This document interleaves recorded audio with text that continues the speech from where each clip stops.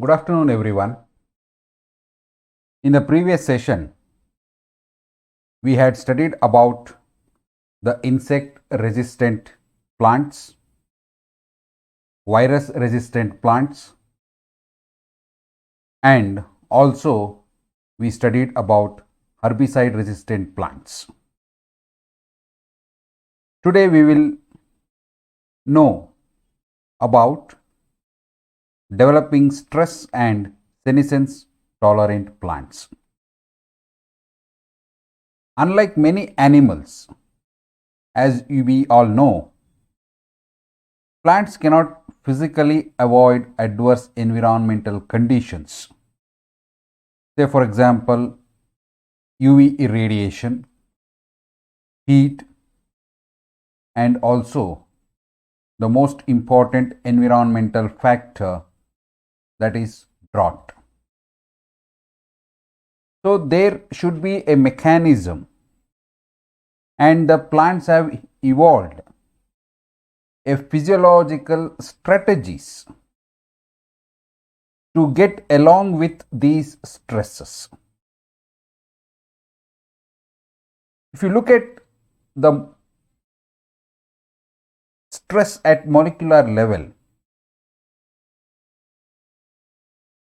the most undesirable consequences of physical stress at the molecular level is the production of oxygen radicals. And there has been many studies which have reasoned that if they could create plants that were capable enough to tolerate increased levels of oxygen radicals, then these plants should be able to withstand any form of environmental stress.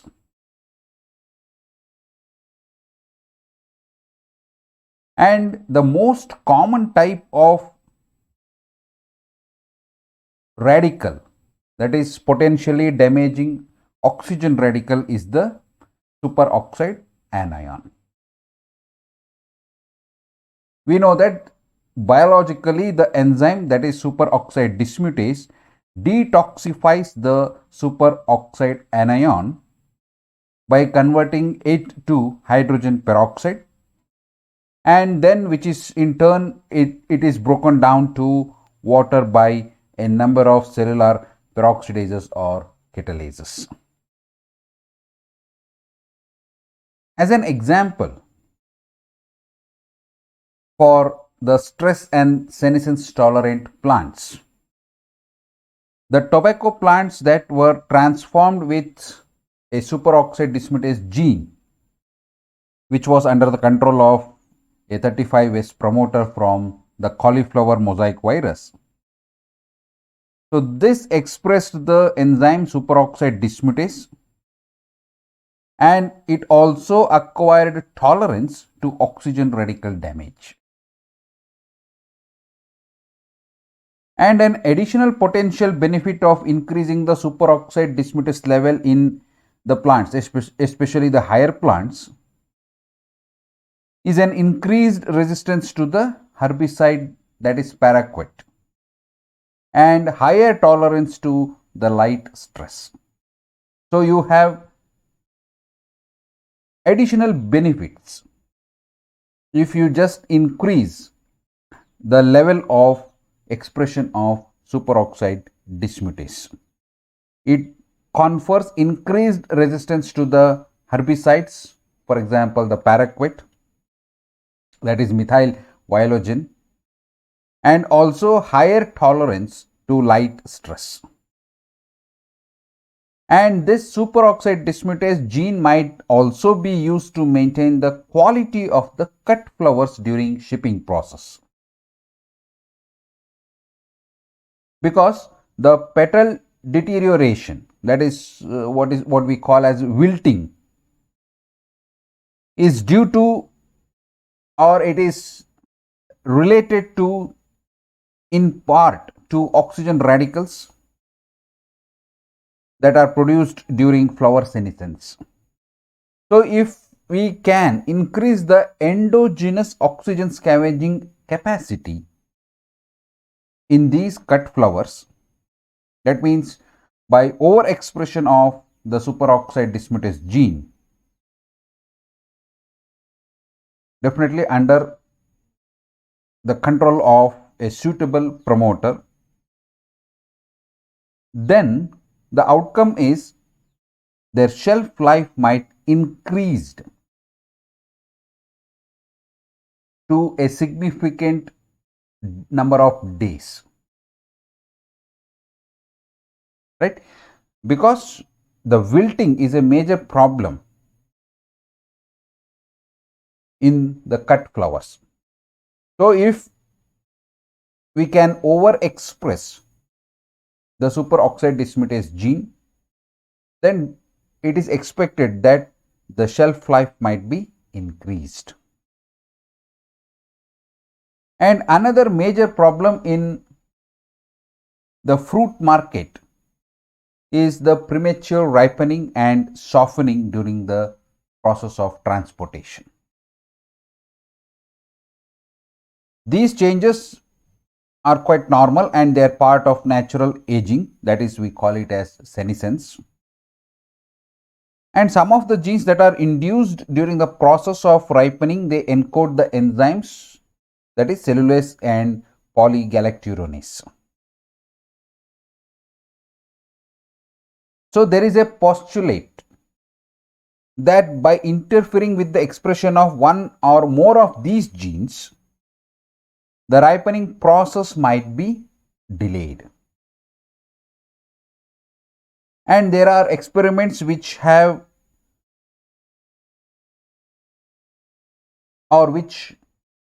been carried out by interference the expression of these genes, especially using the technique which you also know, that is antisense RNA technology, right? So if you can interfere with the antisense RNA technology for the expression of the cellulase and polygalacturonase,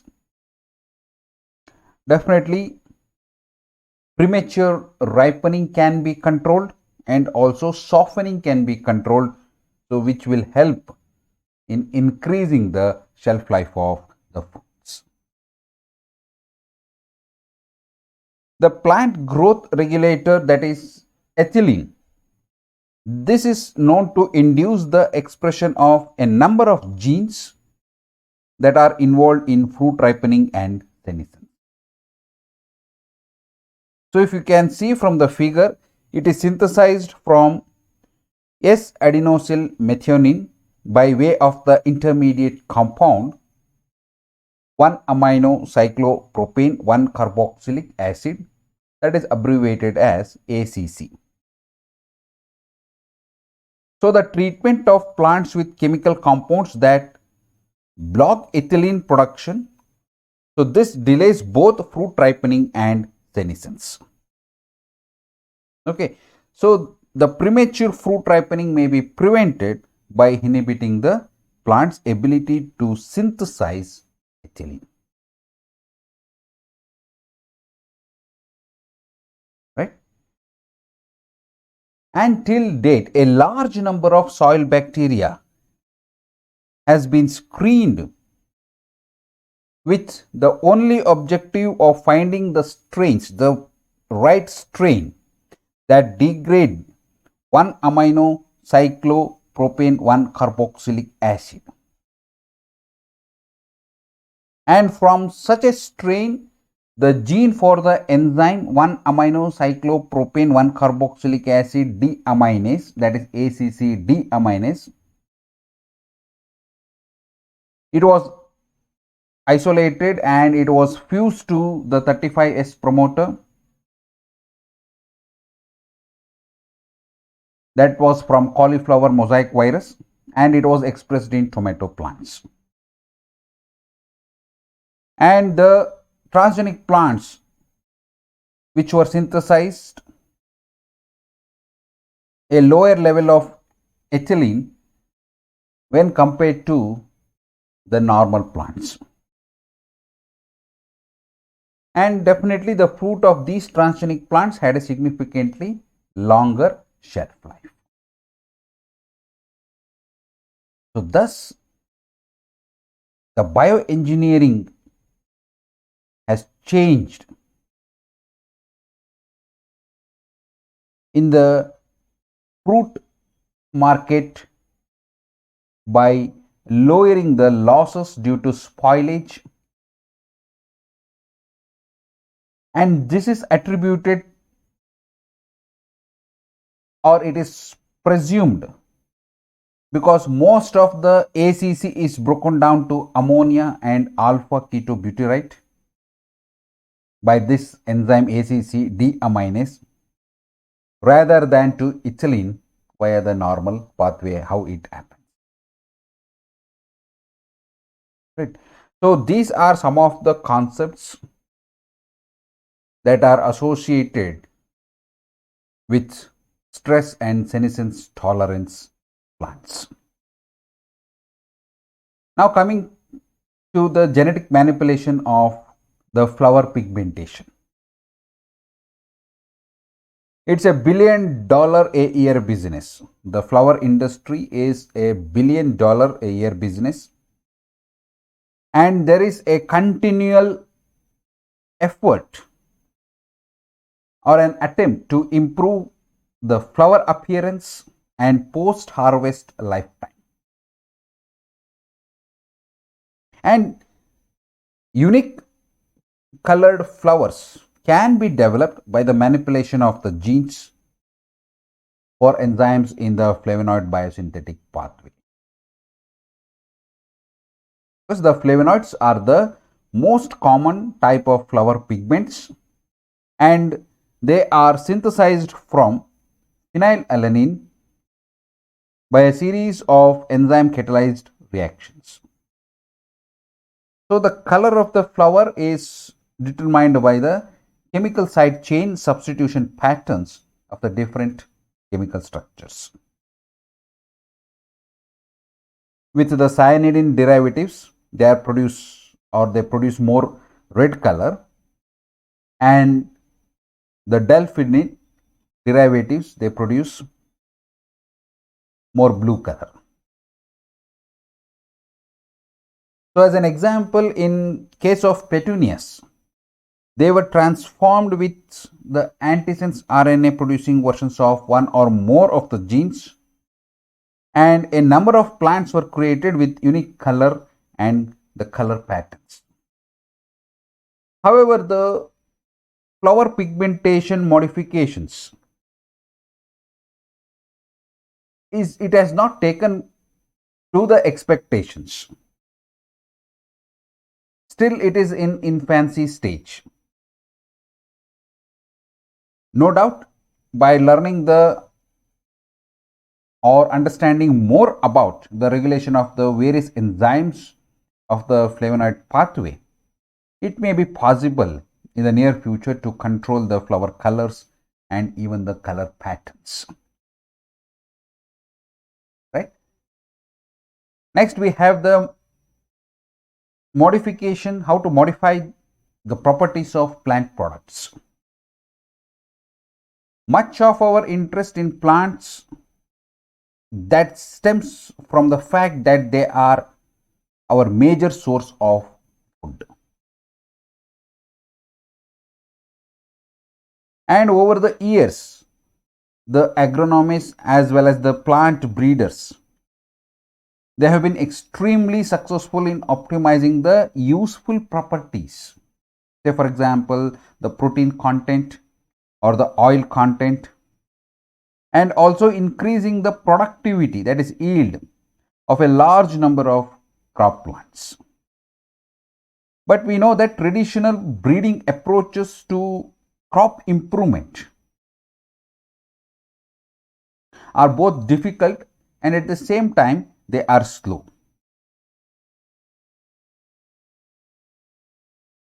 So the use of genetic engineering technique, it has allowed to dramatically speed up the process of developing plants with improved characteristics, and also to introduce traits or features that would otherwise be impossible to develop by the traditional techniques. Right? Say, for example, on a laboratory scale, the genetic engineering has been used to improve, number one, the nutritional quality of several different plants.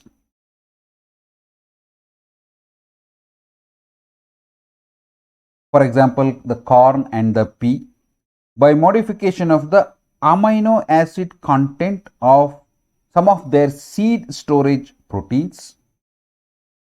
Number two, improve the fatty acid composition of both edible and non-edible oil producing crops.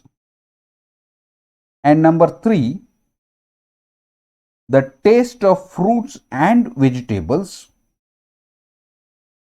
by the introduction of monelin, a sweet tasting protein. Right? So, on a laboratory scale, what are the improvements that have taken place with the use of genetic engineering tools? Number one, the nutritional quality of the plants, not only single plant, of different plants. How do you do that? By modification of amino acid content of some of the seed storage proteins. Number two, improve the fatty acid composition of both edible as well as non-edible oil producing crops. Number three, the taste of fruits and vegetables, to improve the taste and fruits of vegetables by introduction of monelin, a sweet tasting protein. I'll discuss about monelin in the future slides. Seed storage proteins.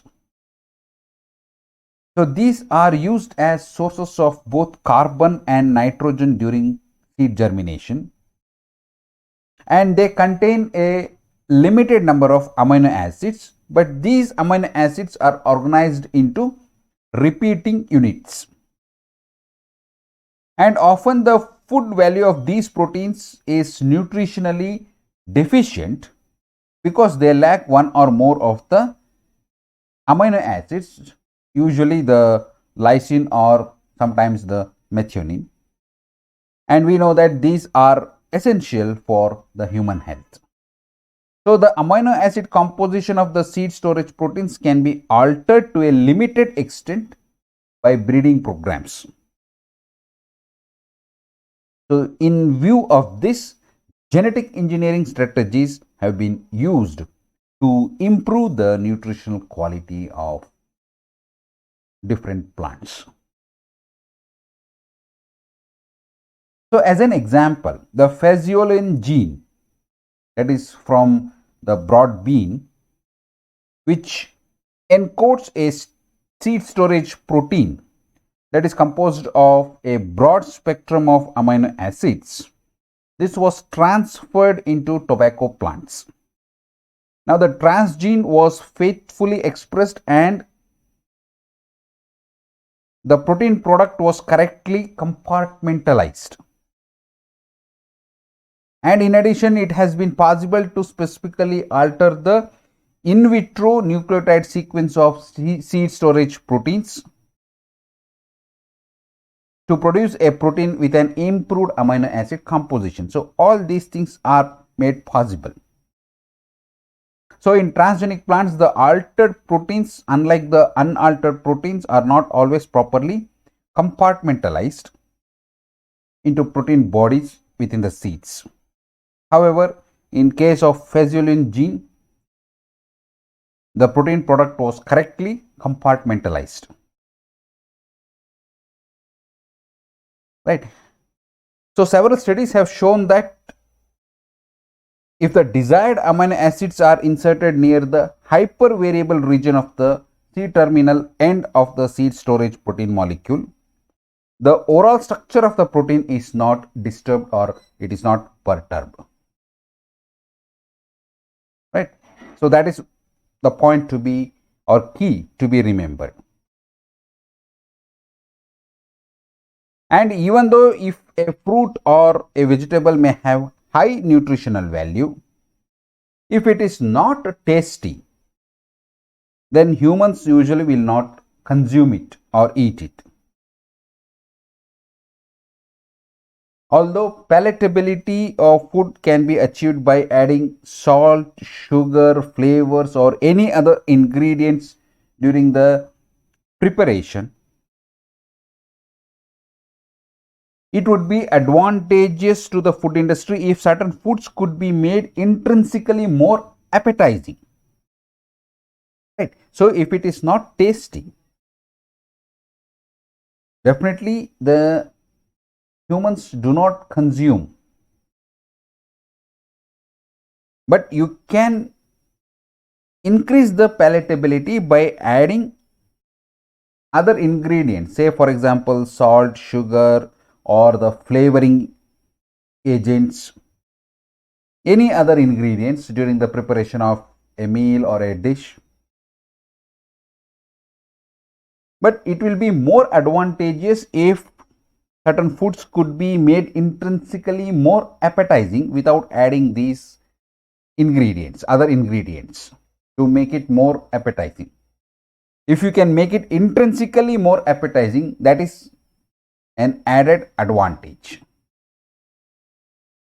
So monelin, it is a protein that is found in the fruit of an African plant, and it is approximately 1 lakh times sweeter than sucrose on a molar basis. So this feature makes monelin a best candidate as a sugar substitute.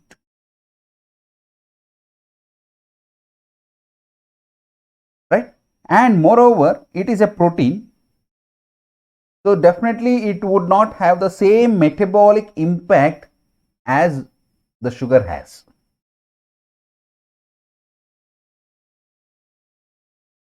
Chemically, monelin is a dimer with A chain and B chain. A chain has 45 amino acid residues and B chain has 50 amino acid residues, and they are held together by weak non-covalent bonds.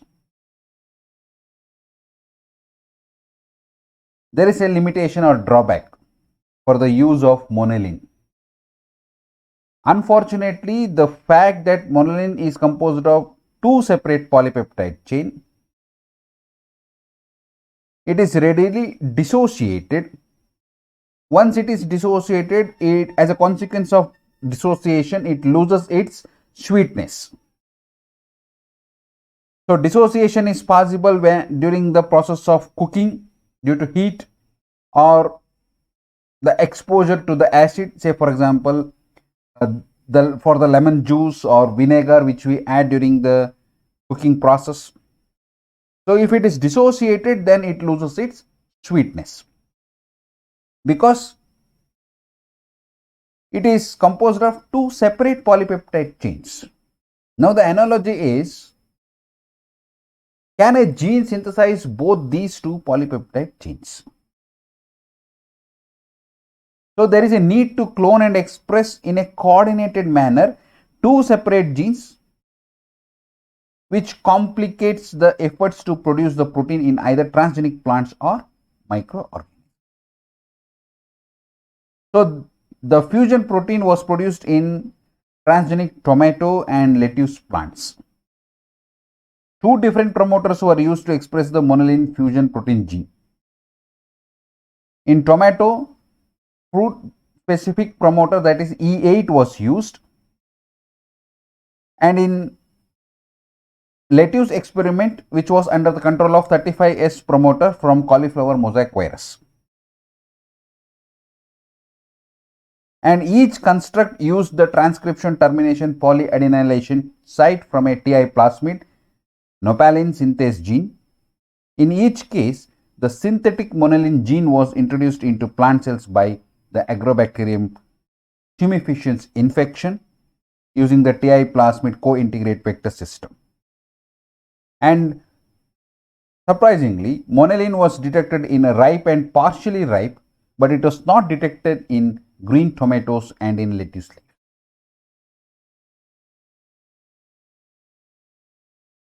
Right? So, there are several approaches wherein you can modify the properties of plant products. Monelin was a classical example because it is a substitute, that is a sugar substitute, where a lot of research has been or it is being done, because we know that sugar is a criteria when we treat the diabetic patients. So definitely a substitute for a sugar will have a huge market demand. So this is one classical example where you can modify the properties of plant products. Next, you can produce several products using plants as bioreactors. We know that plants are easy to grow and they can generate considerable quantity of the biomass.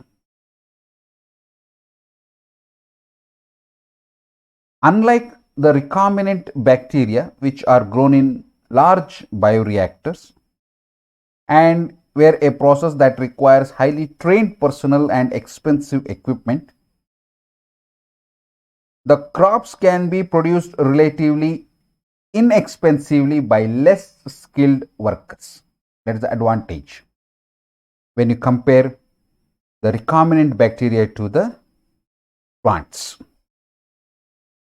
Ultimately, the biggest hurdle to overcome in an endeavor of this kind of approach will be the purification of the product of a transgene from the plant tissue, and the overall cost that is added to produce a target protein in a transgenic plant when compared with the cost of production in a microorganism. Definitely cost of production in microorganisms is less